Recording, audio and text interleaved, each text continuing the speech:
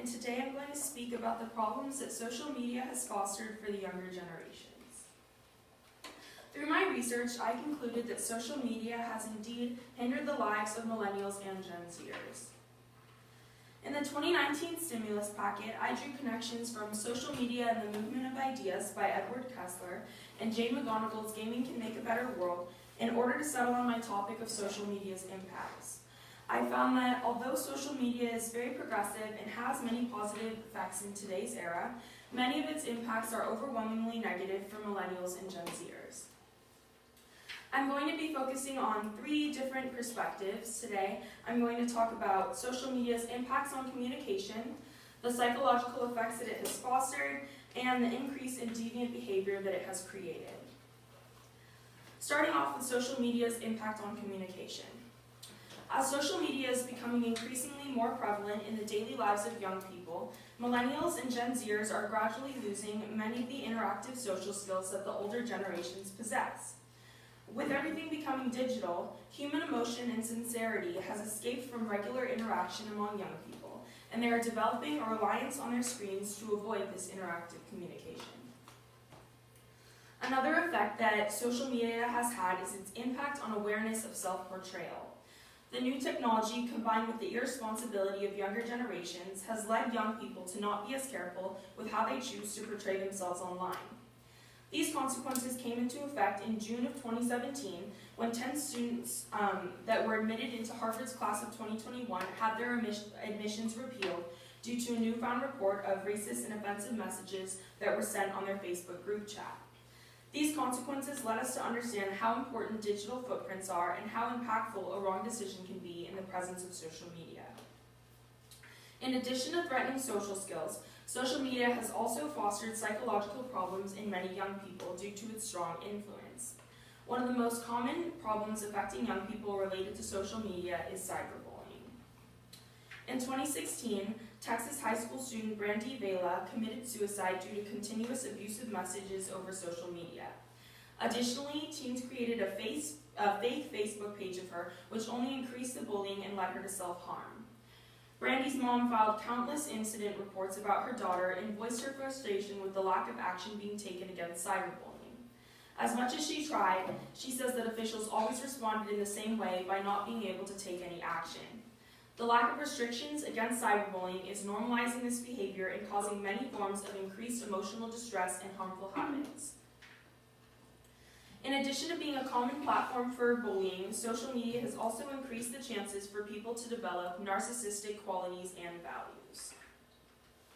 A study conducted to compare traits and life goals of millennials and Gen Zers to those of baby boomers and Gen Xers found that younger generations are much more likely to value extrinsic values such as money, image, and fame, as opposed to intrinsic values of older generations, including community, affiliation, and self-acceptance. With that, social media has amplified self-infatuation and self-promotion while increasing values of materialism among young people.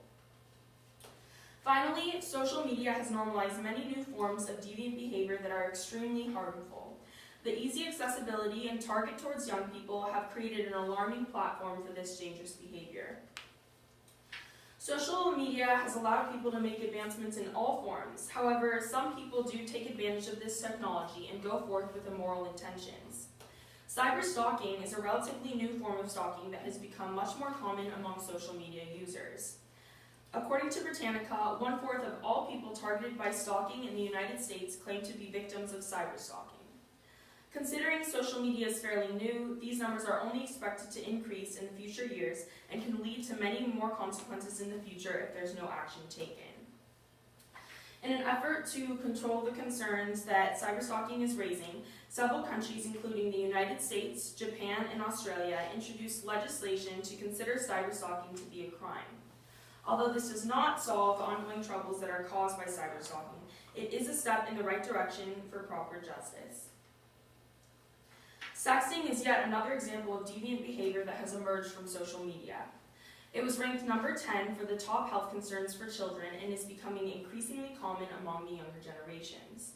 Additionally, research that accumulated 39 previous studies of minors being involved in the sending or receiving of sexual content uncovered data on a total of 110,000 minors involved, whose ages range from 12 to 17. Children and teens are becoming the most susceptible to being involved in sexting because of their naiveness, which has created a whole new domain for criminal offenses against minors.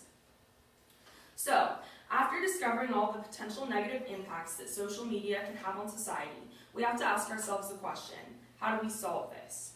There is not a clear-cut solution to the negative effects that social media presents. However, there are ways to approach them in order to improve the lives of the upcoming generations. I divided my solution into two parts. One focused on targeting social media companies, and the other focused on targeting members of the younger generations, including millennials and Gen Zers. The traditional media companies themselves have a lot of power to enforce change for the benefit of users. For example, Instagram, one of the most popular social media networks, is developing an anti-bullying initiative to control the negative effects that it has among users. Last year in 2018, Kevin Systrom, the company's chief executive and co-founder, announced that the initiative would feature a new artificial intelligence technology called deep text that can filter out comments and hate-filled messages to decrease bullying, racism, inappropriate behavior, and harassment on the app. If other media companies use their platforms and incorporate these technological developments to improve the experience of users, there could be many less of these consequences in the future. And although it would be helpful for media companies to put effort towards a solution, the solution does not always need to start with the perpetrators. I believe that millennials and Gen Zers have total control of their own destiny despite the hurdles that are put forth by social media. If young people were to decrease their reliance on social media and focus that energy on real-life relationships, I believe there would be a massive benefit for the generations as a whole, and we could stop the cycle of harm in social media. Thank you.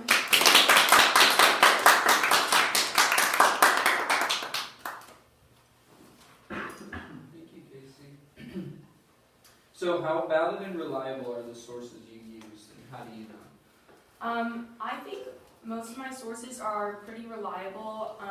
Since mine was kind of divided into three separate parts, the psychological effects were more geared towards experiential evidence and studies of professionals. For the deviant behavior, it was more statistic related. That's what I tried to focus on. And for the face-to-face communication, that was also more recent evidence, so that was published by sources like CNN, Washington Post, New York Times. So I feel like overall it was pretty reliable, but I could have dug deeper into the more statistic-related evidence. And how did the conclusion you presented respond to other conclusions or resolutions you saw in your research? I think definitely focusing on both ends of the problem. I think it's really easy to say that social media is this huge harmful thing that is totally negative because of the consequences that these people are facing with it. But I think it was really important to focus on both sides of it because I did focus on that anecdotal evidence. I think it's important to respond to not only the social media companies and what they can do and all the statistics that I researched of problems that they were causing, but also how millennials and Gen Zers can respond to this issue that's presented upon them and respond in the most effective way.